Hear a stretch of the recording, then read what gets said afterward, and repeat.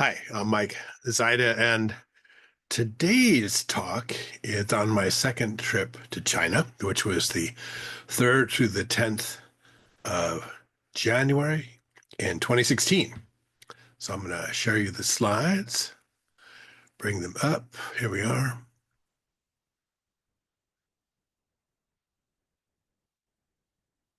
We want to make sure we share the sound and optimize for video. All right, here we go. And one last thing, hit play.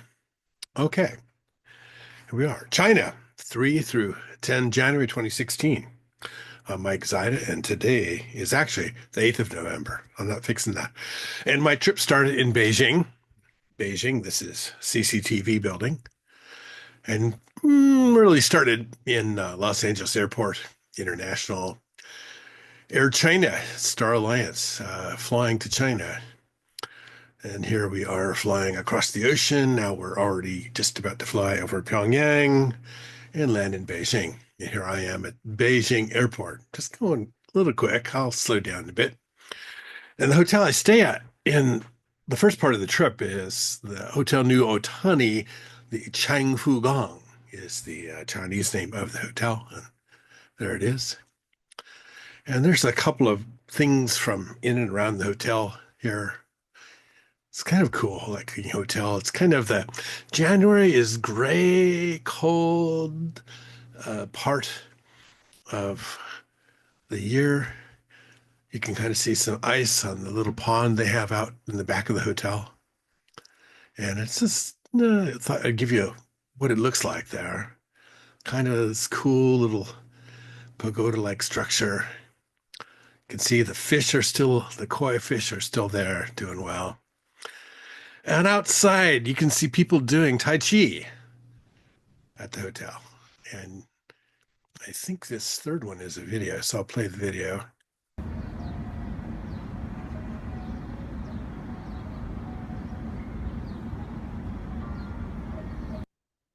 Just a short video. They have a spa, and I like to put little strange things into my talks about different places that I go because they're all different, quite different from where we are.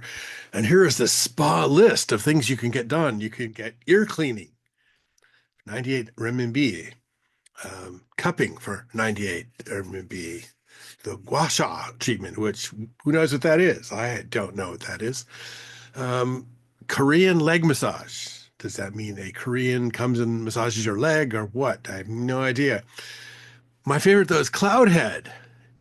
What does that mean? I have no clue. And then the last one here at the very top is protect kidney with 4 hands. So 4 hands will protect your kidney while the rest of you, what happens? I don't know. That sounds very strange. Anyway, some ducks just kind of hanging out in the middle of the hotel, hoping for someone open that door for them. And one of the places I go to immediately in this trip is the 798 Arts District in Beijing. This is a picture of the Arts District. It was originally a power plant built by East Germany, built during the Cold War, and it's basically abandoned now. And now there's a bunch of artists that have taken over the spaces in various buildings in the Arts District. And my friend Ching Yun Ma has a space in the 798 Arts District, and that's what the next set of slides are going to be about. And he's having a dinner. We're having a dinner. This dinner party is for the people who have invested and bought a subscription to his winery. So you get a certain number of bottles per year, and he has an annual dinner with them so they can try out some of the wines. And this is one of those dinners, and it's in his space in the Beijing Arts District. It's the same place. If you saw my previous talk on China, this is the same place where I gave my talk. This is kind of like a classroom. The students would sit on the right-hand side. They'd go up on the left-hand side, and the professor would stand in front or whoever is going to give a talk. Again, here's another shot of the table. It's a kind of a fun party. There is the pianist getting ready for the event. And it's up on the second floor. There's a lot of really cool art. my Dean Ma. He's got a huge collection of art in his space here. Is Wang Jian, who is the organizer for this event. And here's the menu. So we're going to have Iberico pork tataki, carpaccio with apple textures and pickled sweet chilies. We're going to have pink royale foie gras with popcorn. We're going to have Spanish cocido croquettes with mint. And then for your main course, you can choose between codfish with roasted leek cappuccino or Iberico ribs with balsamic sauce and sweet potatoes. And dessert is Alaska flame tart. This is just one of the many fantastic dinners that Ma has invited me to over the years. And we're also having some champagne. There's some of the art that's upstairs in the art gallery. There is this is a cat that is on the table. This picture is one of my favorites in that art gallery. This one is gorgeous. And here's the people. There are the attendees for this party.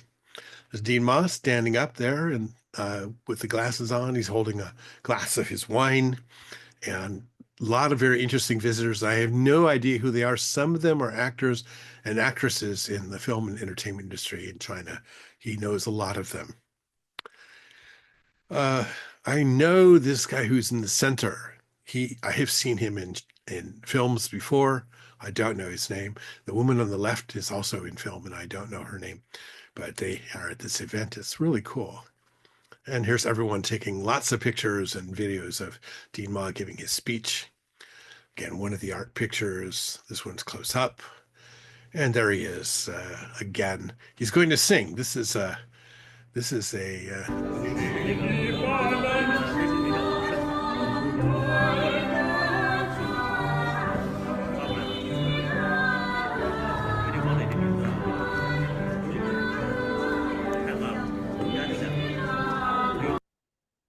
You'll notice I get invited to all these great parties. It's just a wonderful part of going and visiting other parts of the world. We leave Beijing and fly to Xi'an, and our hotel is the Grand New World Hotel, which has got in the middle of it's got this sculpture that's absolutely cool. Somebody gave me a brass statue of this sculpture, so it's kind of cool. Now, I put this picture up here, and I'm in my hotel room, and my hotel room smells like smoke. And inside the hallways, it smells like smoke. And if you look out the window, it looks like smoke, and it is smoke. It's basically coal in the winter. This is January in 2016. China is using coal to generate power and generate heat. And it just is, the air is hard to breathe. Oh, and I always love these little signs that are in the elevators. This one's kind of got some cool pictures. It's got no playing or jumping. What's the fun of that? Please don't push the buttons randomly. I like that. Probably the people who do that are little children who actually probably can't read that sign. So I don't know who that sign's for. No leaning. Please don't slap the door and force it open. I do that all the time. This sign is for me. All right, so we're in Xi'an, and one of the first things we're going to go see is the Forest of Steles Museum, which is established in the year 1087 Common Era. It's basically 1087 AD. People probably in California would say, or United States. And what a stele is it's a technology for solving the problem of if somebody writes something and in the year 700 CE, how do they keep that what they have written alive for the future? And so a stele is a carving of that thing, of that thought or book or story or saying onto a piece of stone that's going to last forever. So this is the Forest of Steles Museum, and this is a stele. This has got Confucius's writings from 551. He lived 551 to 479 BCE, before Common Era. And he has a lot of his writings preserved, being carved into stones. And if you go, this whole museum is a whole forest of carvings into stones of famous and important writings that were all collected in about the year 1087 and put into a museum so that they could keep this information forever. You know, we have the same problem with computers, and that you start using stuff on a laptop, the laptop runs out of disk space, and you start making copies onto a CD-ROM or a DVD, and then the next thing you know is maybe you can't read those anymore at some point in time because nobody puts those on their computers anymore. So this is what they did way back in the year 1000. This whole building is covered in sayings. Probably many of them are from Confucius, is what I was told. This stele is really cool. It sits on top of a turtle. This is called the Nestorian stele. It's erected about 781 Common Era, and it records an early Christmas celebration in the Tang Dynasty in China, where the emperor bestowed excellent incenses and shared royal delicious foods to the public. That's kind of cool. And there's more steles on the wall everywhere. I don't know what they all are. I didn't take pictures back in 2016 that were good enough. My phone was just not good. Now, my phone now would do that. There's another one. You see how complicated these are. And you know, it's going from right to left and it's going from the top of the page down. All right. There are more steles and sometimes they get quite intricate. You know, a lot of these are behind glass, so people don't mess with them.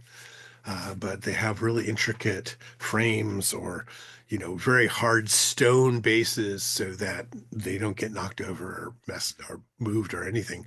And there's just tons of them in this museum. Another stele, and it's just very cool. The other thing, you know, if you learn about Chinese, simplified Chinese uses about 2,000 characters now. And back in the day that these were written, there were about 50,000 different characters. So sometimes this may be difficult to read even for someone educated in China. This one is a stele with some writing probably about this particular view of the sacred West Mountain in Huashan. It's a Chinese print from the year 1800. It's also in this museum. Next to that museum is the Shanxi Beilin Museum, which has got an amazing number of things carved in stone. And this is totally cool. You see a lot of things that look like Buddha in various representations. You'll see a lot of them where the faces have been chipped away, which may be that there were some, you know, some Muslim influence in making those faces go away. You can see just an amazing amount of detailing. This one, the detail is fantastic. And I didn't record all of the cards that say what these are in precisely. But what I've been doing slowly is I can take the picture, I can put it into Google search and say, search on this picture and what is this? And it usually tells me what it is. And so in the cases where I could get that information easily, I put this up. Again, here's another one where the face is missing. This museum is spectacular. It just has an amazing amount of carvings, and what you learn right away is that the search for Buddha or for the teachings of Buddha was very big in China, and so there's a lot of art and a lot of writings in and around Buddha. So again, you'll see a carving of Buddha, another carving probably of Buddha, and more carvings. So this is, I think, very cool. They're just absolutely gorgeous. I like this one because it looks like it's telling a story. I'm not quite sure what the story is, but there's characters in each of these little boxes, and there must be something there. And I don't know the story, but I took the picture. I think the picture is gorgeous. Another Buddha.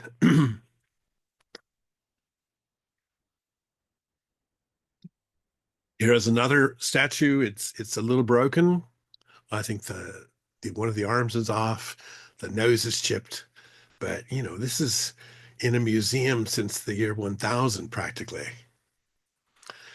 In this hall is just here are a whole bunch of carvings that are just gorgeous. They've all been collected in this museum. At some point, these were somewhere else. They were in a temple, they were in a pagoda, but now they're in the Baleen Museum in Xi'an. Here's some more close-ups of them. Very definitely, this is sort of Chinese faces, but maybe some Indian influence in the art. Outside of this museum are a whole bunch of things. There is this carved horse, and here's a picture of me. And this is so old that it just looks like it's just barely there. This piece of art has been sitting outside. It's got hit with rain falling through highly acidic, smoky skies, and little by little this goes away. This is a collection of hitching posts.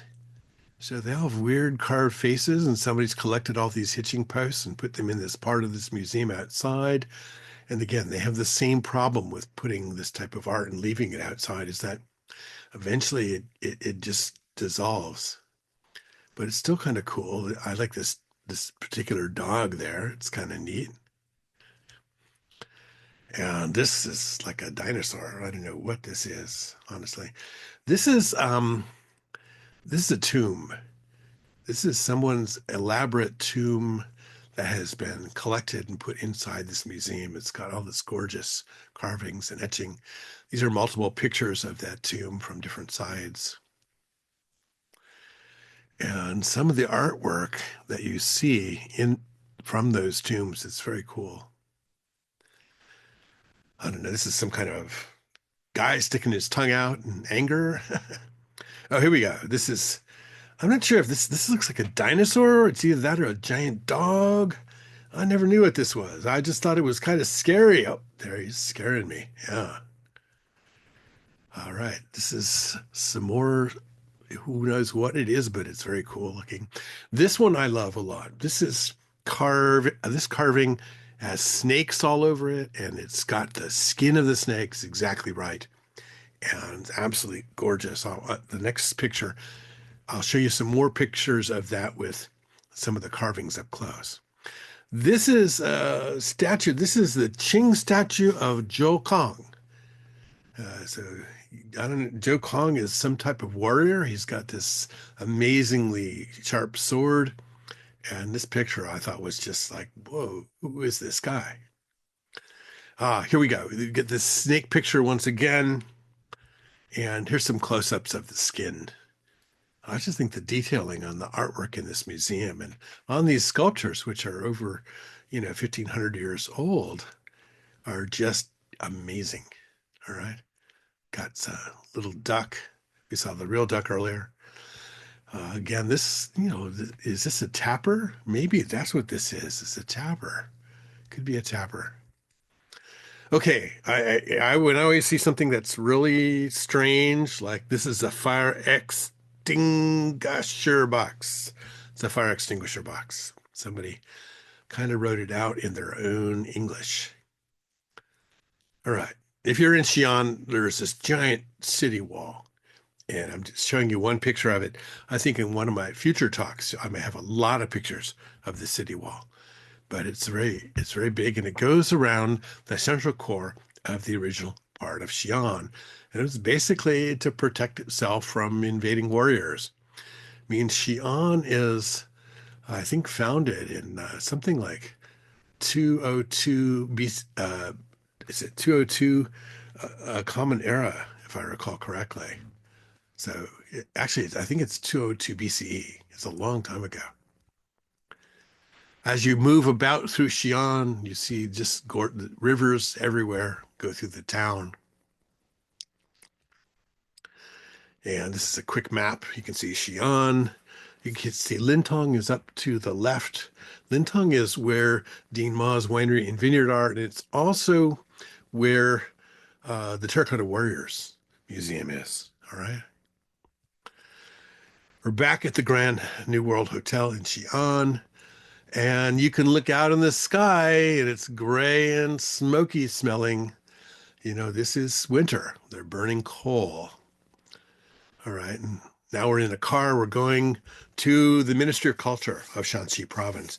This is Dean Ma on the right. Of course, you probably recognize him by now. And the Minister of Culture on the left.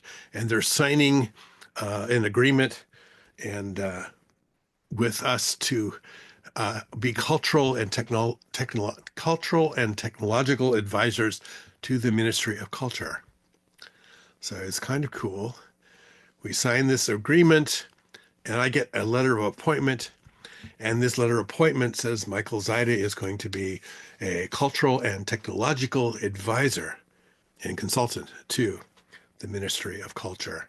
And these guys own all the historic museums in Shanxi Province. They own the Terracotta Warriors, they own the Bailin Museum, they own all of these. They're very interested in how do you take augmented reality, virtual reality, and theme parks and wrap a story around them so that using those modern technologies, people can know the story of the historical relics.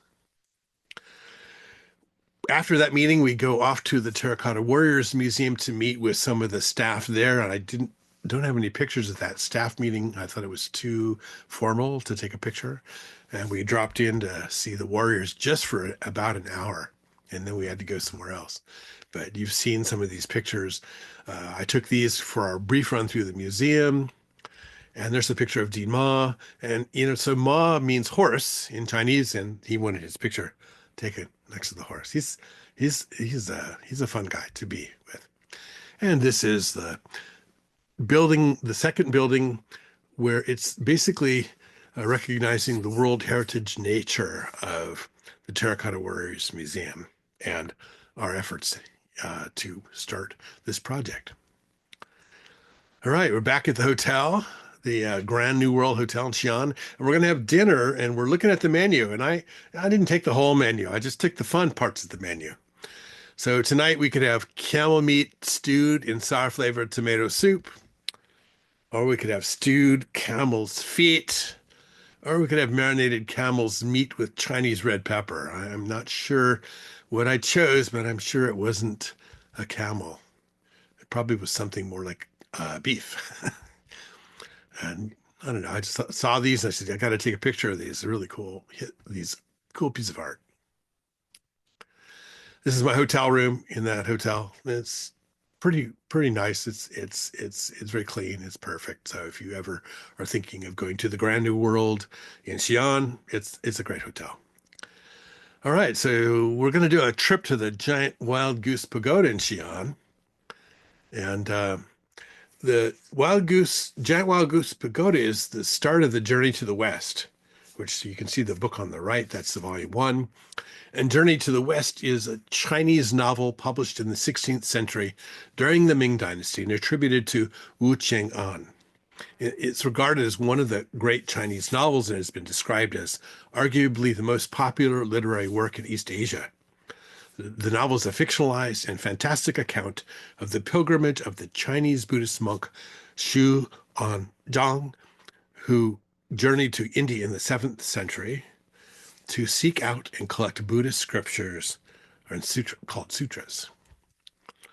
And so I'm standing this is a statue of that monk who is going to go off on the journey to the West.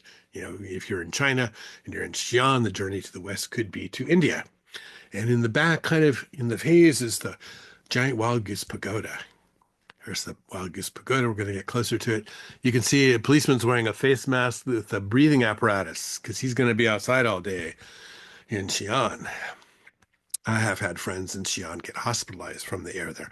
This is absolutely beautiful. I think the detailing that you see on these old historical places like the giant wild goose pagoda is just absolutely fantastic. And these buildings with the uplifted corners, I love that. I don't know why, but I do. We're going to get closer to the pagoda so it's not so smoky. This is an incense burner. I don't know what this building is, but yeah, I thought it was cool. Okay, now we're going to go see Buddhas. We're going to see more Buddhas than you've ever seen before in your life, most likely. And they're either gold.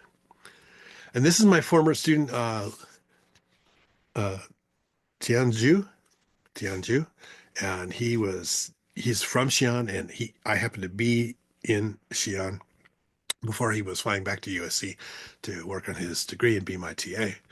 And he took me around the giant wild goose pagoda. It's got this beautiful building in front and this great carving on the stairs, which we'll get close to. And this carving, again, is quite intricate.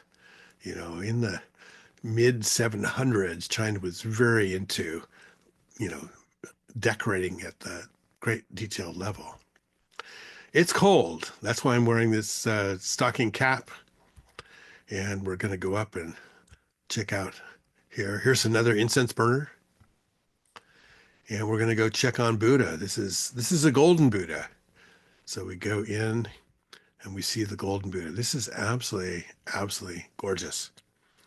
And it's pristine, it's clean, it's you can come in at sometimes and hear the chanting of the monks. And I just, when I go there, I think this is absolutely fantastic. I feel like I'm an archaeologist, explorer, seeing a world that is unlike America. This picture, I took a panorama of this because this is the journey to the West in terracotta mosaic. And there's a lot of bad lighting in this room. So I tried to take as best as I could. And basically, it's showing you the story of travel from Xi'an, from both the sides to visit Buddha in the middle. And that's what the Journey to the West story is about. Here we are getting closer. The pagoda is now not so foggy, but there's more Buddhas to look at. Here's another golden Buddha. Again, it's beautiful. It's beautiful carpeting, beautiful carved furniture. A little back shot of this. Okay, here we are. This is the laughing Buddha. So we had golden Buddha, now we got the laughing Buddha. And of course, I took this picture and I showed this to my wife, and she said, "Which one is you, Mike?" Yes, that's good. I like that. Anyway, here we are. So, Wild Goose Pagoda was built in 652 AD to store the Buddhist scriptures brought back from ancient India. It is one of the most famous architectural marvels in the Tang Dynasty. Initially, it was five-storied. Then it was expanded to be 10-storied during the years 701 to 704. And the pagoda is left at seven-storied through the winds of war and some various earthquakes that happened. And it is 1,300 years ago, and when it was finally built, and it's the big Wild Goose Pagoda. Here it is again. And this is a shot that I like. Tianju and I bought tickets. We went inside. It's seven stories up, and as you go up each story, you're taking stairs, and the stairs get narrower and narrower and narrower till the very top. So by the time we're up at the seventh floor at the top, the stairs are only about half the length of my shoe, as opposed to being able to take my whole shoe. But be that as it may, Tianju and I raced from the first floor to the seventh floor, up the stairs, all the way to the seventh floor, and we did not fall down the stairs, and we did not trip. So it was cool. It was just a little scary coming back down. All right, here we are. More around the Wild Goose Pagoda. And when you're at the top of the Wild Goose Pagoda, you can look out the window, and what do you see? It's smog from coal burning. All right. Okay, now this is gross. Okay, we went from that to lunch, and we went to those are brains. Those are pig brains. And I'm thinking in my brain, I'm thinking in my mind, what does the word prions mean? Am I allowed to eat pig brains? Is this dangerous? Um, we're having a hot pot, and which is very classic in China, which is you'll notice on the right-hand side is the spicy side, and the left-hand side is the mild side. And you take meat and various things and put them into the sides, and then you pick them out with chopsticks and eat them. And it's usually super spicy, roasting hot, or it's mild. All right. And we put the brains in, cook the brains. This is the cooked brains. Sorry, that's not too gross for you. Now this is the fun part. This guy he's gonna. 我们是有2根吗？是吧？对，还有一个，This is noodles. He's getting noodles for our hot pot. 您下新鲜啊。行。All right, he's putting the noodles in the hot pot. Now he's going to do a show. At night, they will have Chinese opera here. It's opera here, not Peking opera, just local opera.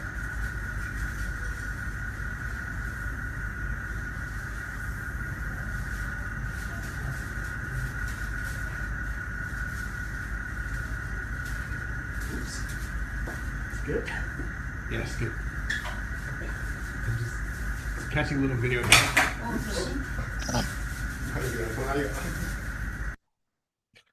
All right, this is, I think I've got a longer one here. I just thought this was so cool.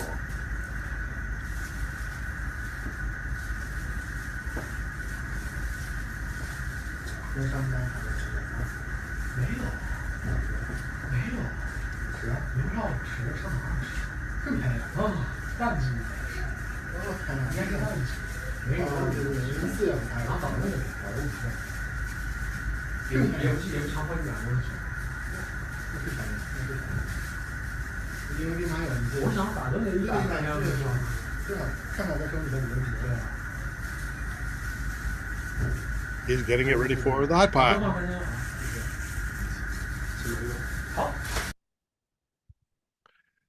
All right, that was lunchtime. Later on, we're at another place in Xi'an, and this is another festival with Dean Ma. And once again, it's really fun. This is where it's a wine tasting party for his winery, and he has brought something special for us. He brought us a whole bunch of empty wine bottles, and he's given us a challenge to create art from the wine bottles, and he's given us some goopy pens, and this is what we're doing. This is my friend Sujun. She is also there at this event, and we are doing arts with wine bottles. You can see our winning event, our winning bottle right there, and it's pretty fun. So this is kind of silly. Sujun is now a screenwriter for films and television. She told me she was writing 50 episodes for 3 seasons of a TV show and very busy, and I couldn't talk to her. And then now she's doing projects with some of the most famous screenwriters in China. So she has been just someone to know since then. She's doing great stuff. Here we are. Here is Dean Ma once again. This is near the end of this trip. Again, this is a 7-day trip to China and filled with all kinds of events and exciting places.